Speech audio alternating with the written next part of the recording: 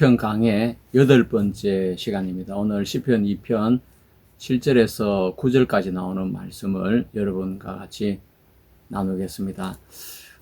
이 말씀은 시편 중에서 가장 중요한 예수 그리스도를 예시해 주는 내용 중에 하나입니다. 내가 영을 전하노라. 여호와께서 내게 이르시되 너는 내 아들이라. 오늘날 내가 너를 낳았도다. 내게 구하라. 내가 열방을 유업으로 주리니 네 소유가 땅끝까지 이르리로다. 네가 철창으로 저희를 깨트리며 질그릇같이 부수리라 하시도다. 예, 우리가 시편 말씀은 사도들에 의해서 복음을 전할 때 자주자주 인용된 말씀이 시편 말씀입니다. 특히 이 시편 2편은 예수 그리스도의 탄생에 대해서 잘 이야기해 주고 있는 말씀입니다. 바울이 비시디아 안디옥에서 복음을 전할 때 이 시편 2편과 시편 16편에 예수님의 부활을 예고한 그런 내용들을 같이 말씀을 전하면서 복음을 전했습니다. 기독교의 역사를 볼 때 예수님께 십자가에 죽으시고 부활하신 후에 성천하셨습니다. 그러면서 빠르게 복음이 전파가 되어져서 로마 제국에 이렇게 복음이 퍼져 나갔습니다. 그리고 이제 AD 313년이 되면서 더 이상 종교의 핍박을 할 수 없었던 로마 제국은 콘스탄티누스 대제가 1세가 종교의 자유를 선언합니다. 밀라노 칙령을 통해서 이제 이 밀라노 칙령은 기독교 역사에 정말 중요한 한 획을 그은 사건이라고 볼 수가 있습니다. 왜 그러냐 하면 이 밀라노 칙령을 통해서 물론 예배당을 건축할 수도 있고 또 예배도 자유롭게 드리고 그런 종교의 자유도 왔지만 기독교에 상당한 변화와 변질이 일어나게 되는 것입니다. 제1차 공의회가 니케아 공의회인데 325년에 현재 터키의 이즈니크 지역에서 이렇게 개최가 되는데 그 회의를 소집한 사람은 로마 황제 콘스탄티누스 1세입니다. 기독교의 통합과 제국의 안영을 목적으로 해서 소집을 한다고 했는데 상당히 정치적인 의도가 이렇게 있습니다. 이 콘스탄티누스 황제는 로마가 4명의 황제로 이렇게 다스려지고 있었는데 서로마에도 두 황제, 정제와 부제가 있었는데 부제로 있다가 나중에 정제가 되었고 그때 밀라노 칙령을 선언하게 됩니다. 그리고 동로마 황제까지 다 통합했을 때 그 다음 해에 이 니케아에서 이 콘스탄티누스 1세가 니케아 공의회를 소집하게 되고 수도를 로마에서 콘스탄티노플로 옮기는 일을 하게 되어집니다. 자, 우리가 여기에서 주목해야 될 사항이 있는데 그 당시에 주교들, 우리로 말하면 뭐 한 지역장급 목회자들, 밑에 수십 개의 교회를 거느리고 있는 이런 주교들이 한 2,000여 명이 되었다고 하는데 2,000여 명 중에 콘스탄티누스 대제가 그 회의에 참가할 수 있도록 마차를 준비해서 보내준다고 했음에도 불구하고 그 회의에 참가한 사람들은 2,000명 중에 300여 명에 불과했다는 것입니다. 그러니까 한 7분의 1이 참석을 했고 7분의 6은 그 회의에 오지 않았는데 그 이유가 여러분 궁금하지 않습니까? 왜 왕이 마차까지 보내주면서 회의에 오라고 하는데 그 회의에 무슨 바쁜 일이 있어서 오지 않았을까요? 예, 그들은 바로 콘스탄틴 대제의 그 의도를 파악하고 이 모임이 다분히 정치적인 모임이 될 거라는 걸 알고 그들은 참석하지 않은 걸로 여겨집니다. 특히 서로마 제국 쪽에서는 3사람의 주교만 이렇게 참석을 했습니다.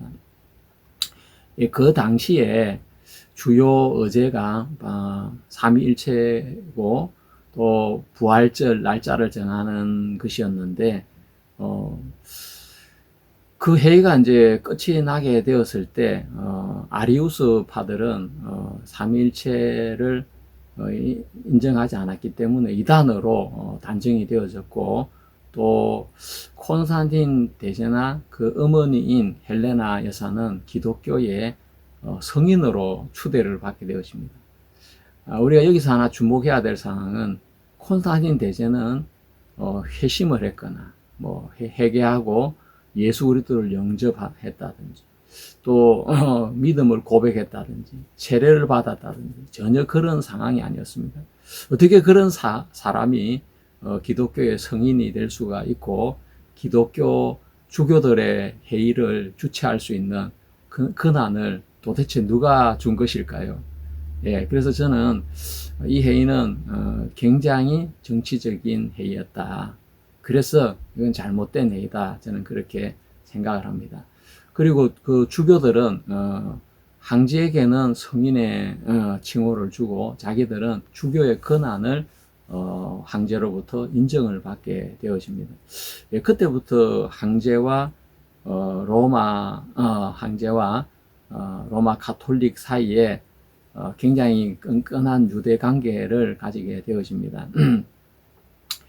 어거스틴과 도나투스파와의 갈등이 일어나서 성경을 가지고 논쟁을 벌일 때도 그 논쟁의 결론을 지은 사람이 황제가 보낸 대리인이 로마 가톨릭에 손을 들어주면서 도나투스파는 이단으로 낙인이 찍히게 되었습니다. 그러니까 황제가 이 종교회의의 자리에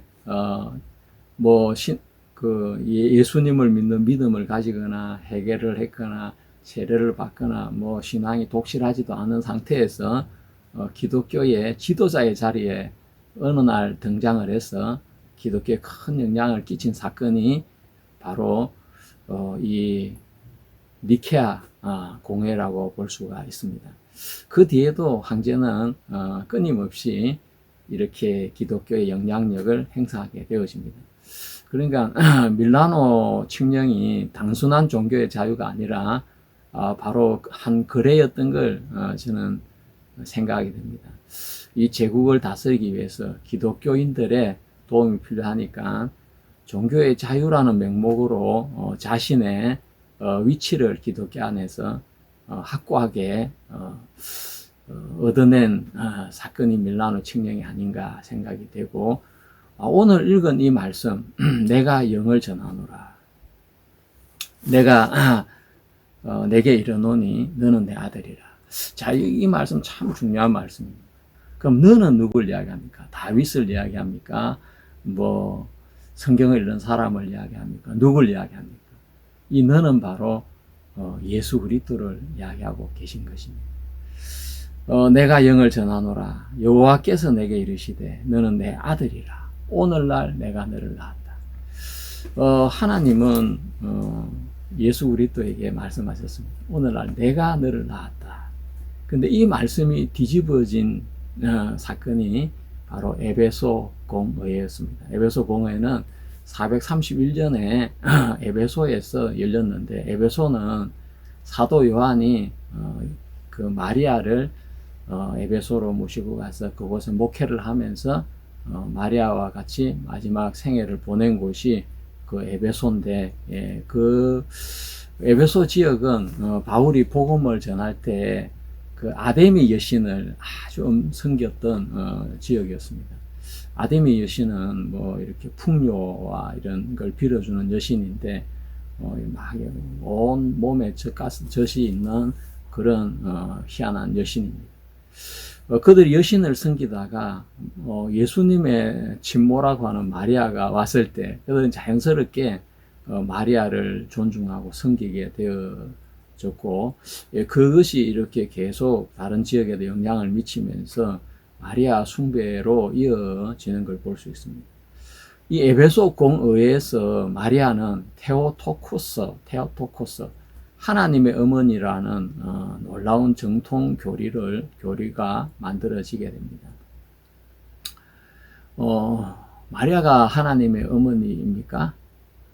마리아, 하나님은 내가 영을 전하노라 하면서 하나님, 내가 너를 낳았다라고 이야기했습니다. 여기 주어는 하나님이고 목적어는 예수 그리스도십니다.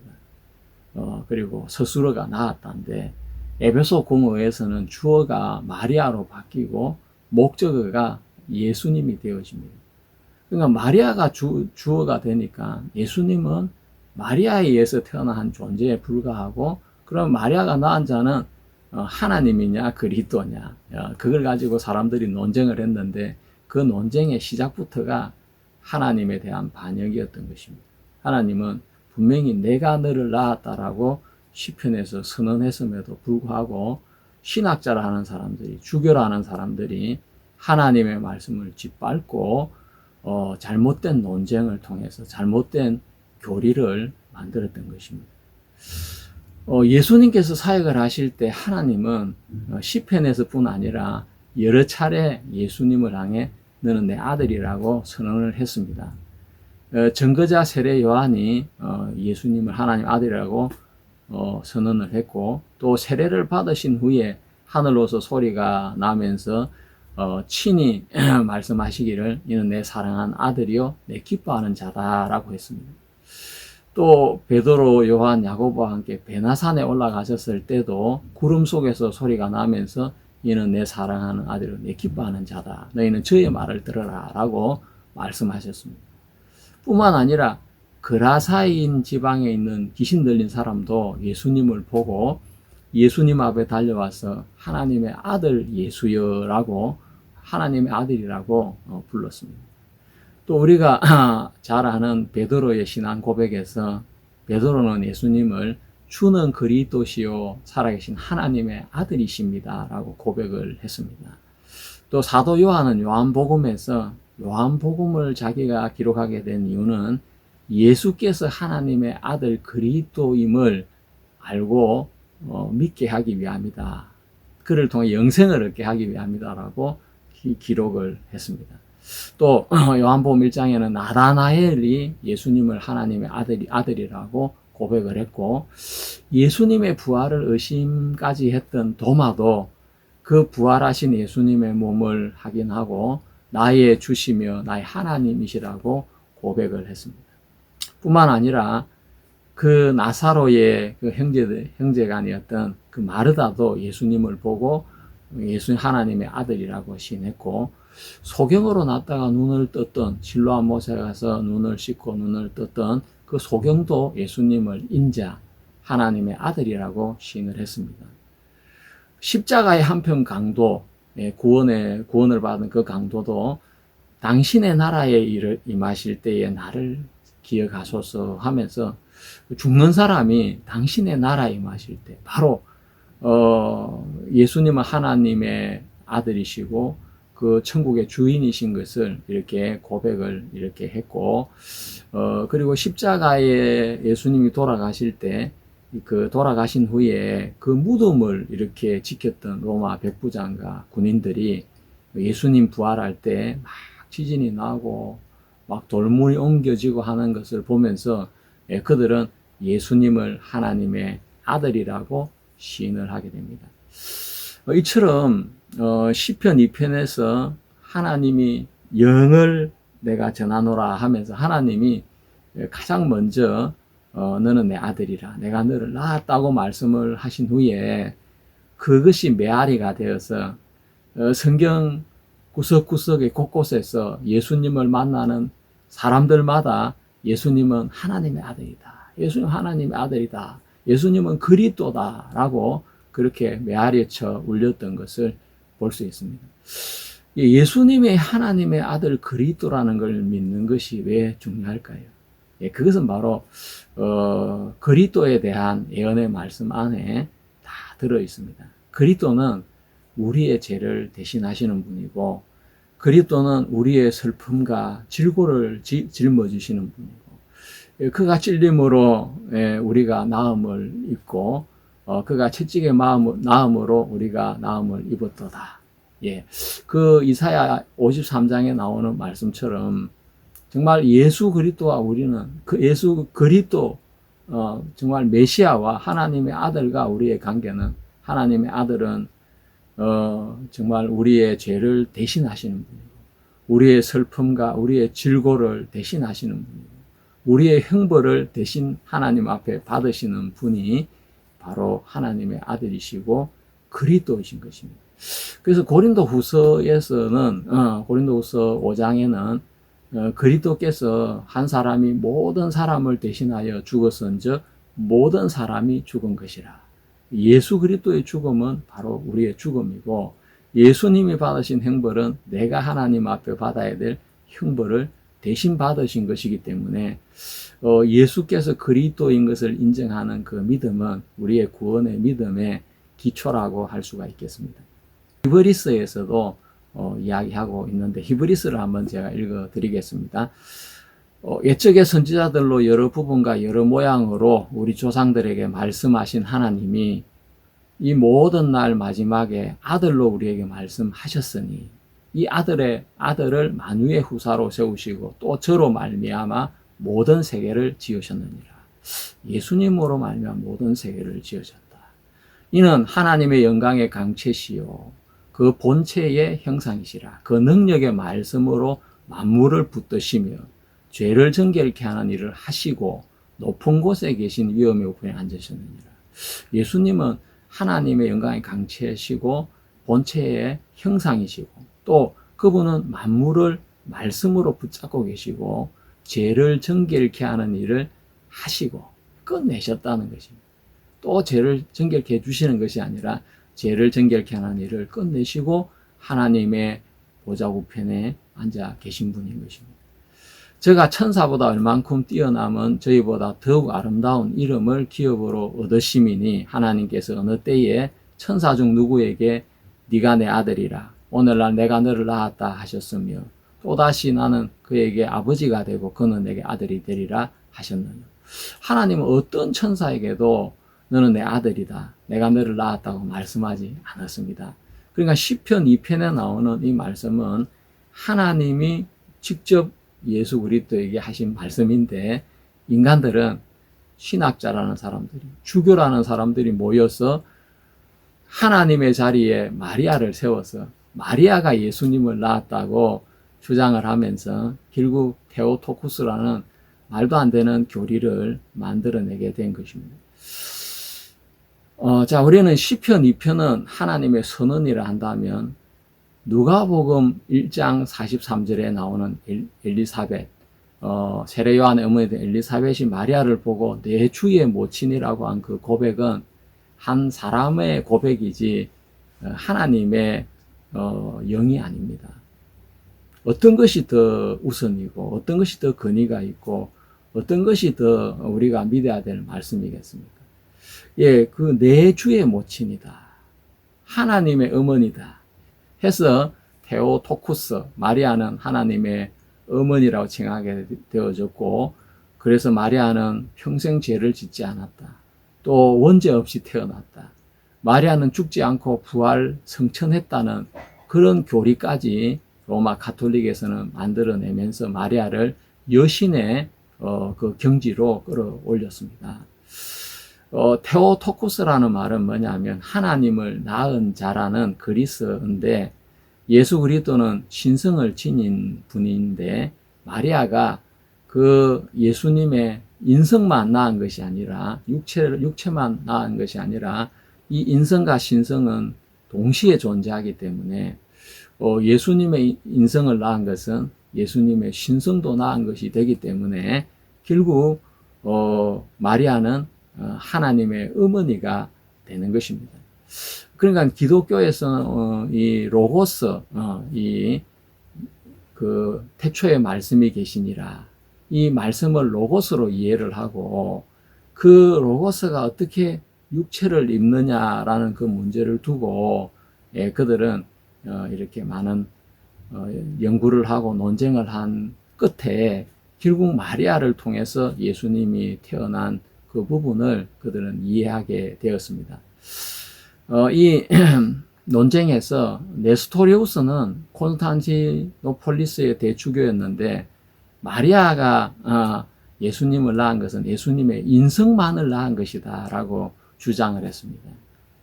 그러면서 이제 인성과 신성이 분리가 되게 되니까 그 의견은 좀 받아들이지 않게 되어졌고, 이 알렉산드리아에 죽였던 키릴로스, 이 알렉산드리아는 오래전부터 철학의 영향을 가장 많이 받은 지역이 알렉산드리아인데, 그 철학의 영향을 받고 신학을 했던 이 키릴로스의 주장은 신성과 인성이 분리될 수 없고 하나이기 때문에 결국 마리아는 하나님의 어머니라고 주장을 했는데, 그 주장이 에베소 공회에서 결정이 되어지면서 네스토리우스는 이단으로 몰리게 되는 것입니다.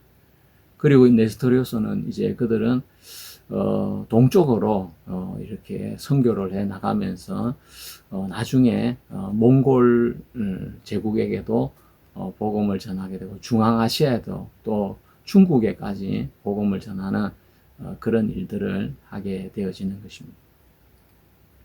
자, 우리가 이제 이런 논쟁이 있기 200년 전에 사도 요한의 제자가 폴리갑이고, 이 폴리갑의 문화생이 이레니우스라는 분이었습니다. 이분은 소아시아에서 태어났는데 그분은 예수님이 성육하신 부분에 대해서, 몸을 입고 오신 부분에 대해서 다른 신학자들이 갖지 못한 아주 획기적인 전기를 마련한 신학자였습니다. 그러니까 기독교 초기에 이렇게 로고스 신학이라는 것이 유행했는데, 이 로고스 신학은 예수님의 이 신성을 이해하려고 한 것인데, 요한복음하고 헬레니즘의 이 철학의 영향을 받은 신학이라고 할 수 있습니다. 요한복음 1장의 말씀을 로고스로 이렇게 번역을 했는데, 초기 교부들은 이위이신 성자 예수 그리스도를 이 로고스로 해석을 하게 되었고, 이후에 칼게돈 신조 451년에 칼게돈 신조에서 예수님의 신성과 인성이 분리될 수 없다, 하나로 존재한다 라고 하면서 로고스 개념은 더욱 정교해져서 마르틴 루터에까지 영향을 미치게 되어집니다. 그래서 루터와 칼빈의 갈등이 일어나게 되어지는데, 이것은 바로 철학의 영향을 받은 대가로 기독교 안에 혼돈이 일어나게 된 것입니다. 말씀이 육신이 되었다. 그것이 바로 성육이라고 하는 것인데, 사람들은 그것을 이해하려고 철학을 빌려왔던 것입니다. 그렇지만 이레니우스는 그거 중요한 것이 아니다. 예수님은 어떻게 이 육신을 입었냐? 그거 중요한 것이 아니고 왜 이 육신을 입고 오셨냐?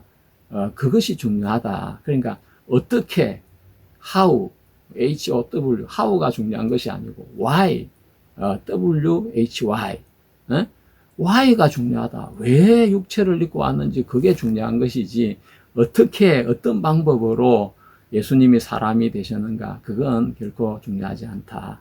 그렇게 이야기를 하면서, 이 기독교는 계시의 종교지 사변의 종교가 아니다. 기독교는 구원의 종교이지 우주론적인 종교가 아니라고 이야기를 했습니다.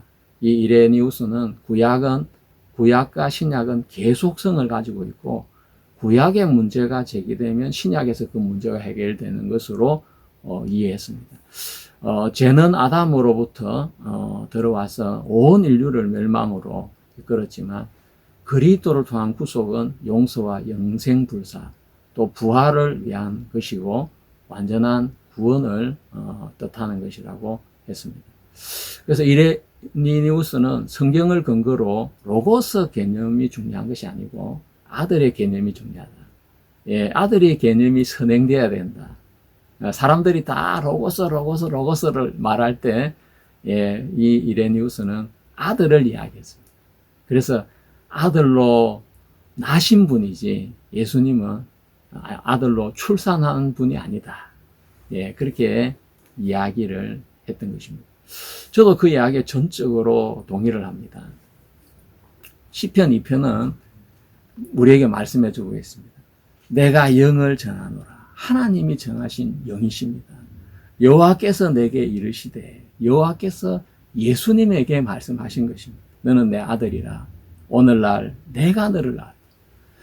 그래, 하나님이 예수 그리스도를 낳으셨는데 왜 인간들은 마리아가 예수님을 낳았다고 주장을 하면서 마리아를 하나님의 어머니로 그렇게 칭하고 마리아 숭배 사상으로 키워나갔는지 알 수가 없습니다. 그것은 마침 시편 2편에 열방들이 어찌하여 분노하며 민족들이 어떻게 허사를 경영하는 거, 군왕들과 또 간원들이 깨하여서 여호와와 그 기름 부음 받은 자를 대적한도다 하는 그 말씀을 십자가에서는 그들은 실패했지만 그들은 이 기독교가 공인되고 나서 이 공의회라는 것을 통해서 예수님을 깎아내리고 마리아를 세우는 그런 엄청난 반역을 저질렀던 사람들이 신학자고 또 그들이 주교들이었습니다.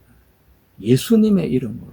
그것도 나더러 주여 주여 하는 자마다 다 천국에 들어갈 수 없다고 예수님 말씀하셨는데, 정말 주님의 이름을 부르는 자들이 예수님을 깎아내리고 마리아를 세우고 마리아를 숭배하는 사상을 만들었던 것을 볼 수 있습니다.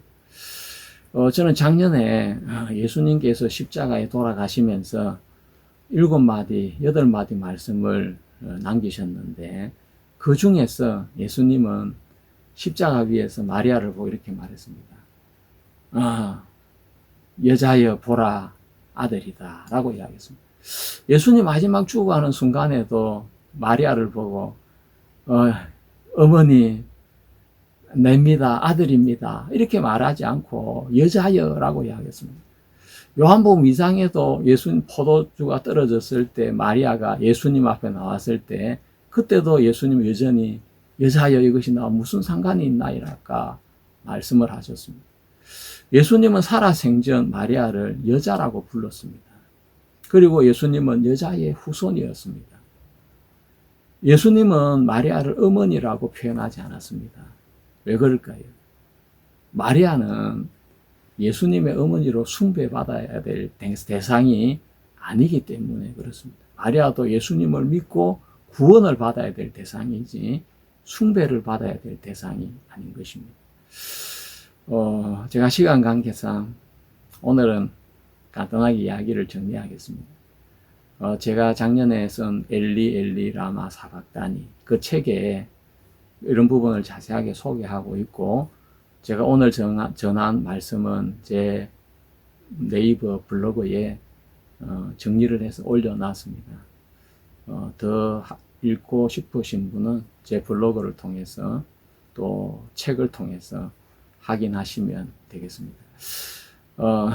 그리고 마지막으로 하나님이 내게 구하라 내가 열방을 기업으로 주리니 내 소유가 땅끝까지 이르리로다. 이 말씀은 하나님이 예수 그리스도에게 하신 약속이었습니다. 명령이었습니다. 그래서 그 명령을 따라 예수님은 하나님에 기도했고 하나님은 열방을 유업으로 예수님에게 주셨습니다. 그래서 예수님께서 부활하시고 성천하신 후에 성천하실 때 지자들을 불러놓고 마지막으로 이 말씀을 하시게 됩니다. 자, 이 말씀을 읽고 제가 마치도록 하겠습니다. 마태복음 28장 18절 예수께서 나와 일러 가라사대 하늘과 땅의 모든 권세를 내게 주셨으니 그러므로 너희는 가서 모든 족속으로 제자를 삼아 아버지와 아들과 성령의 이름으로 세례를 주고 내가 너희에게 분부한 모든 것을 가르쳐 지키게 하라. 볼지어다 내가 세상 끝날까지 너희와 항상 함께 있으리라 하시니라. 예수님은 이제 성천하시기 전에 하나님이 하늘과 땅의 모든 권세를 내게 주셨다. 그러므로 너희는 가서 모든 족속으로 제자를 삼아 아버지와 아들과 성령의 이름으로 세례를 주고 내가 너희에게 분부한 모든 것을 가르쳐 지키게 하라라고 말씀하셨습니다. 이 말씀은 바로 시편 2편 9절의 말씀이 하나님으로 말미암아 응답되어져서 다 이루어졌다는 예수님의 선언인 것입니다. 예, 정말 감사합니다. 우리가 다음 시간에는 시편 2편 마지막 부분 내 아들에게 입맞추라는 그 말씀을 중심으로 나누도록 하겠습니다. 감사합니다.